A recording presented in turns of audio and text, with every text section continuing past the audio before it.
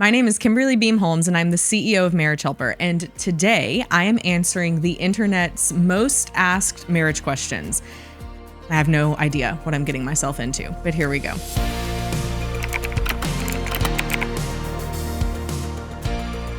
The first one is marriage worth it? Absolutely. There is so much research out there about how important marriage is. But even more than that, one of the things that I have to start with answering this question with was I've personally experienced why marriage is worth it. And the first year, actually the first several years of my marriage were incredibly difficult. In the first year of my marriage, I was worried that I had made the biggest mistake of my life and married the completely wrong person.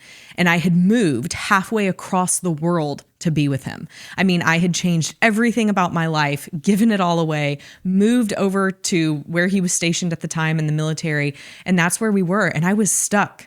And we were fighting and we were unhappy. And I couldn't believe that I possibly had made the worst and biggest worst decision of my entire life. And there were many days that I regretted marriage completely. We are about to celebrate 13 years married. We're about to celebrate not just 13 years of being married and like drudging through it unhappily. I'm married to my best friend. We have gone through incredibly hard times and we have fought through them and we have come out stronger and better on the other side. And he's the person that I know that I can get through anything with. And I know that because we've gone through the hard things and persevered on the other side. I mean, we've worked through addictions, through lying, through so many different things. We've worked, not a terrible thing in our marriage, but just like my husband and I went through an adoption process and now have these two amazing blessings of children that we wouldn't have if we didn't fight for what we currently have. And even more than that, I come from a history of two people who fought to make their marriage work. Many of you who have followed Marriage Helper for any length of time know the story of my parents, Dr. Joe and Alice Beam, and how they were divorced for 3 years before I was ever born. And my two sisters experienced the tremendous pain of that divorce and of my dad not being around but every other week for them. And that affected them. That still affects my sisters to this day. Even though 3 years after my parents divorced, my dad went back to my mom and asked if she would take him back. And everyone in her life told her not to, but she knew that he was a good person who had done a lot of bad things, but she believed he deserved a second chance. And so she remarried him. And I am a celebration of their remarriage. And Marriage Helper, that has saved thousands upon thousands of marriages and has had such an impact in people's lives, in millions of people's lives, exists because marriage was worth it. Because my mom took my dad back. So not only do I have the picture of what it looks like to fight for marriage in my parents, but I've personally experienced it and know the amazing value, peace, comfort, commitment, like satisfaction, all of these things that come from working through hard things together, but staying committed through it all. Not to mention the mounds of research, which I could go into, but that's typically what bores people and when they start bowing out. But the research is so numerous in talking about how marriage, actually, I was just interviewing one of the experts in the field, Dr. Helen Fisher, and she's a biological anthropologist. And one of the things that she said at the end when I asked her, what is the reason for marriage? And she looks at it from a very stable viewpoint, right? I mean, she's an anthropologist, so she looks at why people may want to divorce and all of those different things. But at the end of it, she said, the reason that marriage matters is because people are happier than when they're single. They're healthier. They're happier. They're healthier. They have so many more health benefits in their life because we all want to be seen, heard, and loved forever. We all want to know that there's someone who's going to be there for us no matter what happens, and that that's something we can count on. And that's what marriage does. Marriage is absolutely worth it. The next question is Marriage Helper legit? Great question. And I would love that this is one of the internet's most asked questions about marriage. Is Marriage Helper legit? I can tell you that Marriage Helper started in 1999. It wasn't under that name at the time, but the things that we do at Marriage Helper, the 3-day workshop that we're known for, began in 1999. And it was started and founded by my dad, Dr. Joe Beam. And as I mentioned earlier, that my parents divorced and they got remarried. It was about 10, 11 years after they got remarried and after I was born that my dad, Dr. Joe Beam, had been very successful in the corporate world and very unfulfilled. And so he and my mom started talking about what it could look like to help couples never have to experience the pain of divorce that they experienced and that my 2 older sisters experienced. And so from that conversation, my dad left his very nice job in the corporate world, making quite a bit of money, and gave everything he had to start Marriage Helper.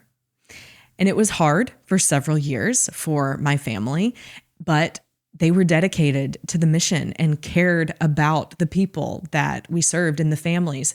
And my dad said that what helped him to stay motivated and going when times got hard was thinking about all of the children who might be praying, like my sisters were praying when my parents were divorced, for God to bring my parents back together, and for all these other kids who might be praying for God to bring their parents back together. That's how Marriage Helper started. And it started with our 3-day workshop, which has now been around for over 24 years and has historically had over a 70% success rate, as 3 different research studies have looked into it and found, of saving marriages. So we've been around for a while. And another thing I can tell you is we don't just use what sounds good or the latest pop psychology in the information that we teach. We pride ourselves on being research-based and evidence-based and looking at the social sciences to understand what makes relationships thrive.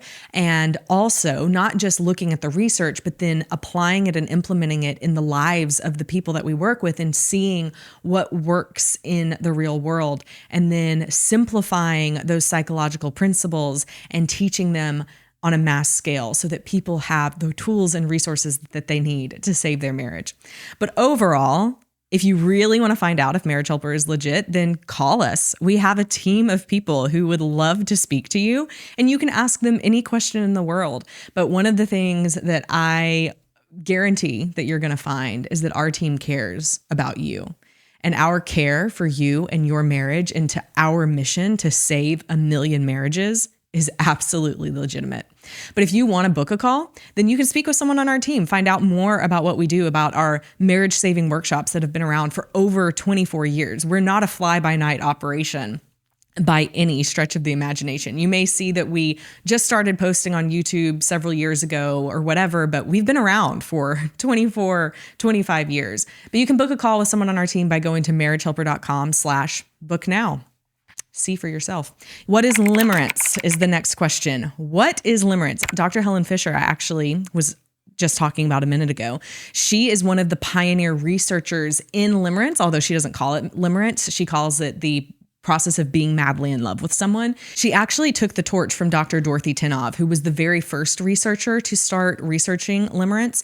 But overall, it's pretty much semantics. Limerence, being madly in love. What is it? It is the feeling of being madly in love with someone. And there's actually the way that your brain lights up on an fMRI, the brain activity happening when someone is madly in love, when someone is in limerence, is actually what really helps to define if someone is in that stage or not. But there's a lot of other correlating symptoms, I guess you could say. There's about 13 of them total that correlate with that increased brain activity in certain areas of a person's brain when they're madly in love.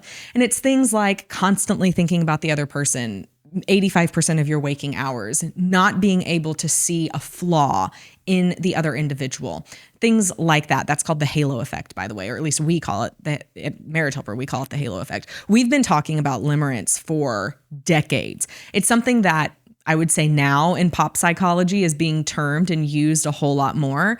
And I would probably say half the people are defining it close to correct and the other half are way off base. But limerence is simply being madly in love. And here's when it's a problem. Limerence is a problem when two people fall in love with each other who shouldn't be together because they're married or because one of them is married and therefore they're entering into an affair when they're falling madly in love with another person. And therefore, when that happens, they tend to make a lot of poor decisions about their long-term future based on their short-term feelings. So if a husband falls in love with another woman, falls madly in love with her, again, he's going to be thinking about her most of the time. He's not going to be able to see any of her flaws or any negative consequences of him being with her. All he can think about is my life would be so much better if I was with her. There's also this tendency in limerence is that you tend to crave this other person the more you can't have access to them. So there's kind of like this taboo-ness to limerence of like the more unreachable they are or the more taboo the relationship feels, it actually drives limerence because there's a huge part of like the anticipation of being with the other person, which spikes dopamine, which is the anticipation part of our brain that like keeps us to continue to drive closer to try and pursue that thing even more. So therefore, that man who's in love with that other woman can start making a lot of long-term decisions like wanting to divorce his wife, wanting to leave everything he's ever worked for, everything he's ever owned, being willing to give up anything to go and be with this other woman. And he's making long-term decisions that are going to have a negative impact, not just on his family and his wife, but him based on short-term feelings. And he can't see it when he's in the middle of being in limerence. So limerence is the feeling of being madly in love. It's not a bad thing. Many marriages start because two people are in limerence. I was 100% in limerence with my husband. Absolutely. That's not a bad thing. We were both single. We were both good for each other. There was nothing wrong with that. It's not a sin to be in limerence. It is bad when you're married and you start becoming in limerence with someone else. Then you need us. The next question is, what is limerence caused by? I kind of answered this, but limerence really is your brain's reaction to a pleasure. It's chasing a pleasure chemical. So dopamine is spiking, and it likely starts because there's this other person who's giving you attention, who's making you feel good, who's saying things you enjoy hearing, who you're probably physically attracted to as well. So there's a lot of things that are firing off in the brain, and then you want to be around this person more. And you want to be around them even more. And the more you're around them, the better they make you feel. And it's starting this loop. It's starting this cycle. It's starting this dopamine cycle to where your dopamine is increasing, your serotonin is decreasing. Your serotonin is your calming chemical, so to say. And all you can think about is wanting to be with that other person, how they make you feel. That's what the person's chasing. That's what limerence is caused by. It's this chasing the pleasure. And it's not even chasing the end outcome of the pleasure. It's just chasing the feeling of what that pleasure feels like. So that's what's driving limerence. It can't last. Being madly in love with someone can last, but the high drive, the thinking about the person 85% of the time, just like the obsessiveness of the other person, can't last forever. It will begin to dwindle. And so while you can continue to feel madly in love with your spouse for years and years and years, the high intensity aspect of it does dwindle in about, according to research, 3 to 48 months.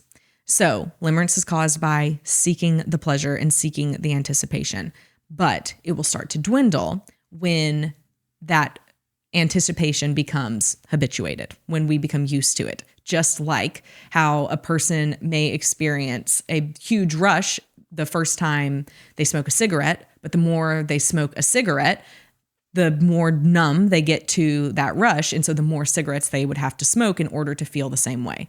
Similar type of concept there. The next question, is divorce expensive? If we just want to look at cost, the average divorce cost $25,000 to $35,000 in America. That's the average. The more assets that a person has, the more, if they have a business that one of them has built over time, the bigger their house is, the more money that they have, of course, the divorce is going to be more expensive. We had a gentleman call us a couple of years ago who said his number one reason to save his marriage right now was the fact that the divorce was going to cost him $50 million. It's a pretty expensive divorce. But I would argue that the most expensive part of divorce has nothing to do with money. And it has everything to do with lives. The lives of people that get very, very hurt.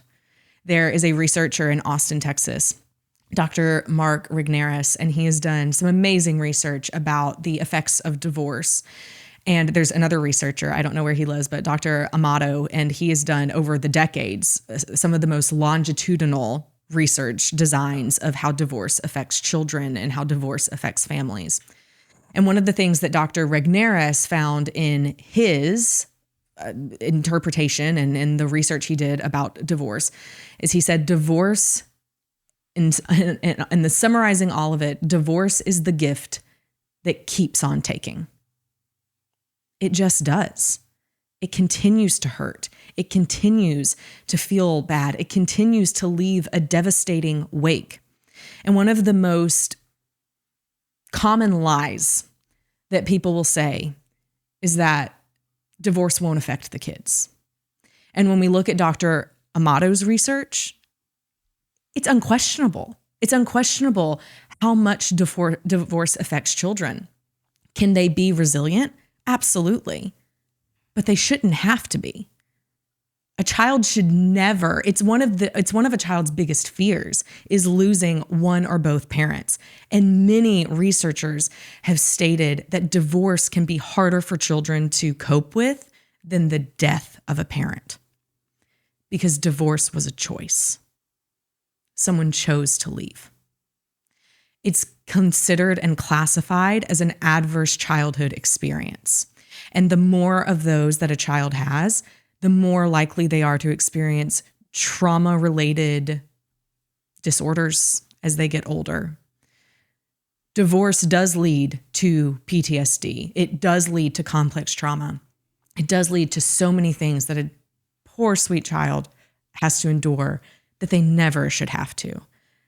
And not just that, like that in and of itself is enough to say, is the divorce really worth it? It's not just the $25,000, the $50,000, the $50 million. We would do anything for our kids. I know I would. I know you would.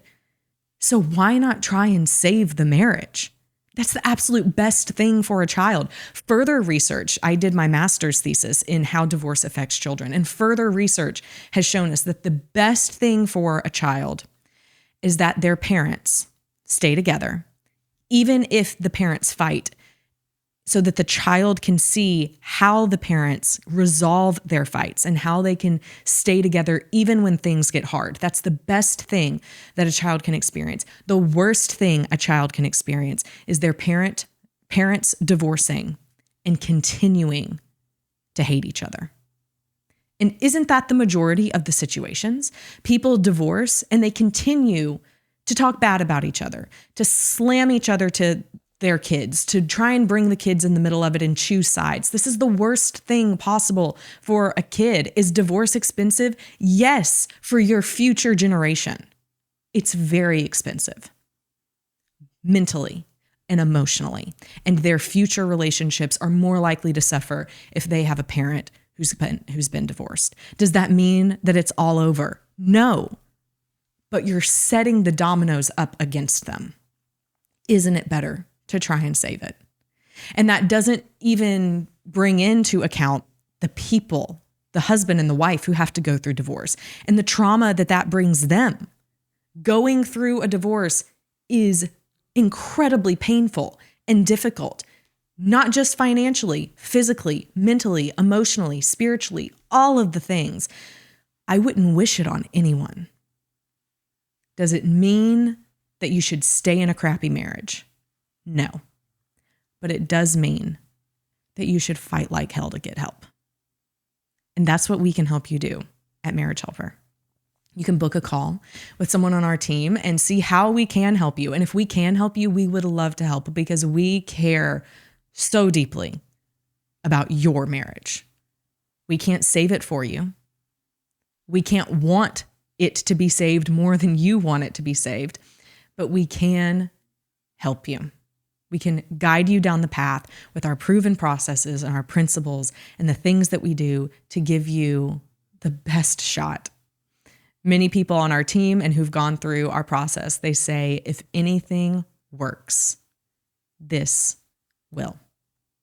You can book a call with someone on our team. We're real people. We're legit by going to marriagehelper.com/book now, BOOKNOW. Talk with someone on our team, talk with an intake specialist, and see if your relationship is salvageable. Spoiler alert, we believe it is, because we believe that nothing is unrecoverable.